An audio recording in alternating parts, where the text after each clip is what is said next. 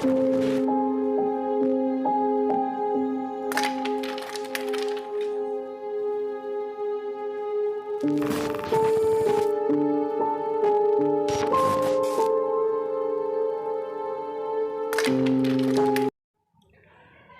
assalamualaikum warahmatullahi wabarakatuh. Selamat pagi semuanya untuk sahabat-sahabatku dimanapun anda berada.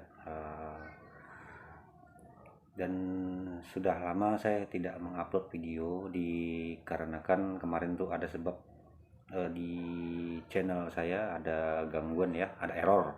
Nah jadi hampir kurang lebih setahun saya tidak pernah mengupload video teman-teman. Jadi dikarenakan sempat juga down ya.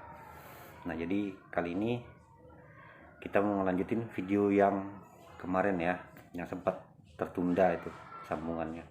Oke, tidak butuh waktu yang lama-lama. Dan juga saya mau menyapa untuk teman-teman, untuk sahabat-sahabatku semua yang dimanapun anda berada, apa kabarnya ya untuk hari ini ya. Semoga sahabat-sahabatku semua sehat-sehat walafiat ya dimanapun anda berada. Oke, tidak butuh waktu yang lama, mungkin kita langsung ke videonya aja ya.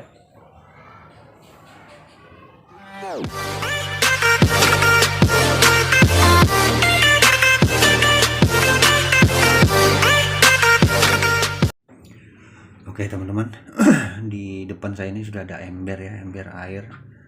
Nah jadi teman-teman, kalau kita nanti pas waktu mandi ya, nah usahakan teman-teman kita harus nunggu orang ajan dulu ya. Pas gitu orang ajan Allahu Akbar itu yang pertama kali teman-teman.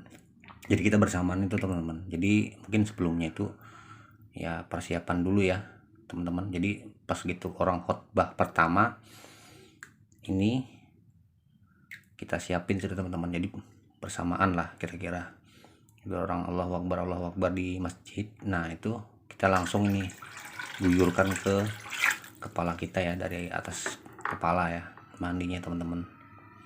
Nah jadi dan sebelum mandi itu teman-teman, sebelum air ini jatuh di kepala ya, itu kita baca dulu doanya ya. Nanti doanya ada saya terangkan di video ini ya. Doa, kita baca doa dulu. Setelah itu kita mandi teman-teman ya, kita mandi. Setelah kita mandi itu nanti dalam mandi ini teman-teman hanya boleh itu sekitar 41 kali aja. Jadi ini 41 kali guyuran air ya, jadi tidak boleh lebih. Nah jadi seperti itu, jadi kita harus bisa ngatur gitu berapa kali kita mandinya. Jadi harus pas ya 41 kali guyuran air. Kalau ukurannya sih terserah, mau segini, setengah begini terserah, mau full juga bisa. Tapi kalau air satu ember ini biasanya teman-teman ya kita kira-kira aja gitu lah ya.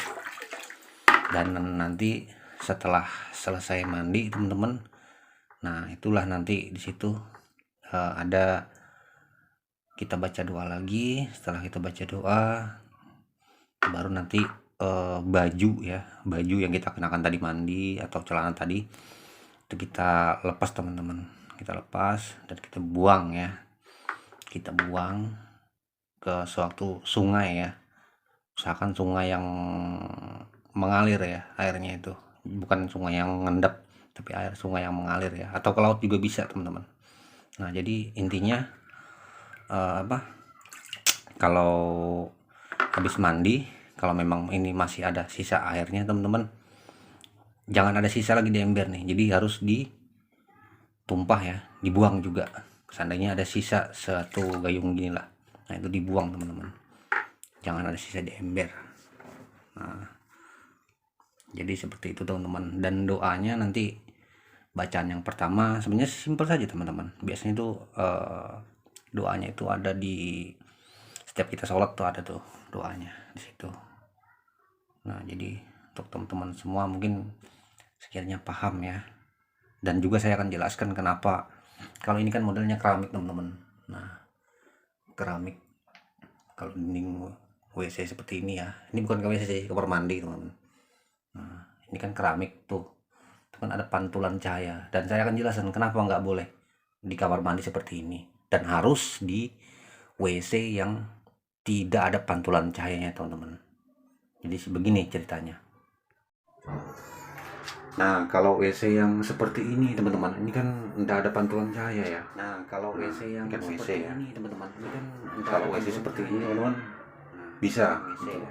Yang penting dia tidak ada cahaya, boleh seperti ini teman-teman. Mandinya di dalam WC seperti ini ya teman-teman. Bukan tidak boleh cahaya, boleh nih. Ini kan tidak ada keramik ya WC seperti ini ya teman-teman. Jadi bukan tidak polos ya. Nah, jadi kita mandinya itu teman-teman ya persis harus jongkok ya. Seperti gimana kita buang air besar itu ya, persis harus jongkok ya. Kalau kita buang air besar itu seperti apa, gimana kita kan berarti harus duduk kan ya, harus jongkok gitu. Kita buang air besar seperti itu mandinya seperti itu, harus duduk kan ya, tidak boleh berdiri, tidak boleh, jadi harus jongkok mandi seperti itu ya, tidak boleh berdiri, tidak boleh, jadi harus jongkok begitu mandi. Kalau dinding seperti ini kan nggak ada pantulan teman-teman tuh, nggak ada kan pantulan cahaya kan, ini kan nggak ada, tidak ada pantulan cahaya, nggak ada kan pantulan cahaya kan. Nah itu teman-teman, kalau dinding seperti ini kan kamar mandi teman-teman. Nah itu kan ada pantulan cahaya tuh. Dan kenapa kalau kamar mandi seperti ini nggak bisa ya? Nah jadi karena begini teman-teman, karena kalau dindingnya seperti ini keramik, itu nanti kalau kita mandi teman-teman, apa yang kita lakukan itu nanti akan kembali lagi gitu teman-teman. Jadi sama seperti halnya dengan cermin, sama saja bohong gitu. Jadi kita mandi terus kembali lagi cahayanya, maksudnya pantulannya itu kembali ke kita gitu loh.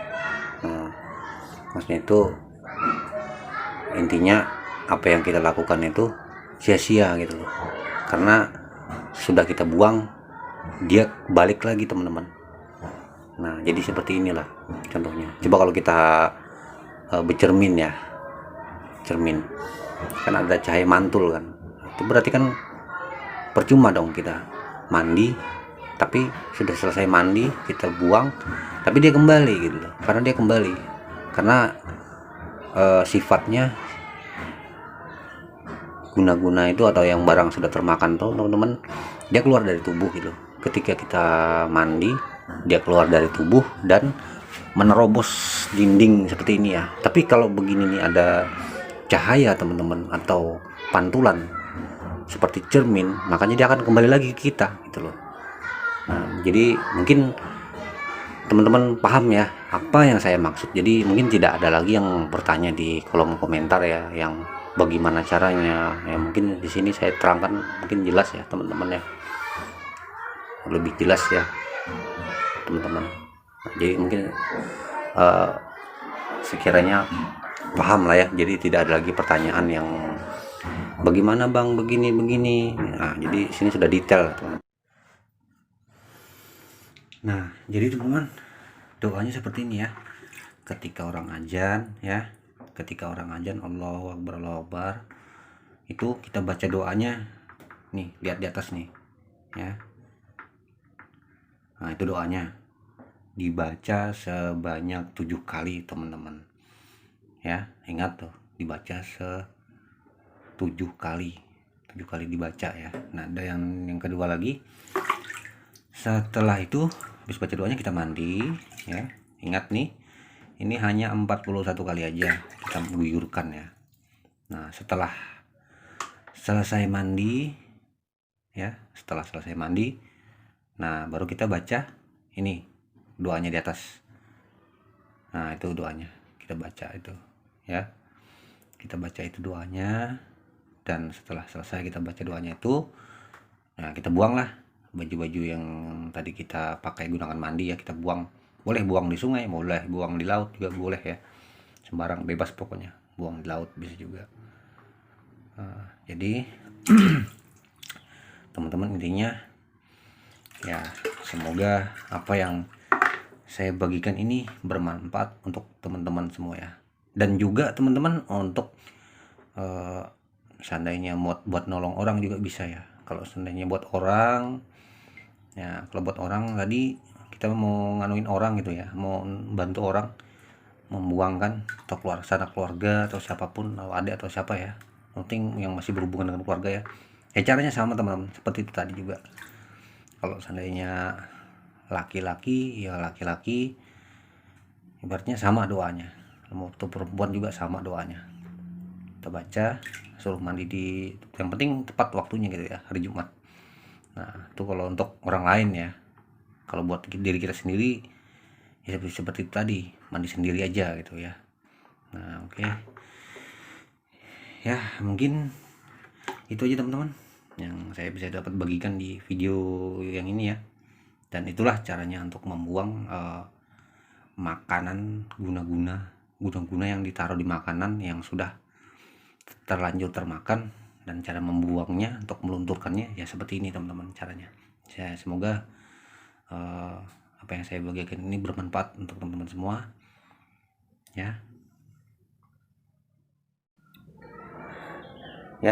Saya ucapkan untuk teman-teman semua selalu dukung channel saya dan video-video terbaru dari saya. Yang penting sampai di sini aja. Saya ucapkan assalamualaikum warahmatullahi wabarakatuh. Dadah.